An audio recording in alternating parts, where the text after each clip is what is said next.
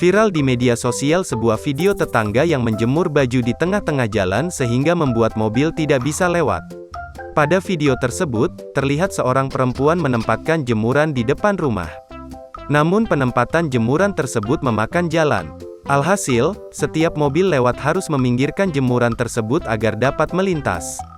Namun pemilik jemuran selalu keluar rumah dan menengahkan jemuran kembali saat mobil sudah melintas. Harus ekstra sabar kalau punya tetangga yang seenaknya sendiri, ungkap akun Instagram @terangmedia yang mengunggah video tersebut. Video CCTV yang diunggah pada Selasa, tanggal 8 Maret tahun 2022, itu mendapatkan berbagai respons dari warganet. "Kan bisa dimiringin tetap kena matahari kok, kenapa malah nutupin jalan sih?" komentar warganet. "Punya rumah enggak punya lahan buat jemur baju," imbu warganet lain. "Harusnya suaminya mikirin jemuran istrinya," tulis warganet di kolom komentar.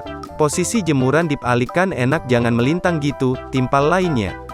"Bertetangga dibutuhkan kesabaran dan kewarasan," balas warganet lain.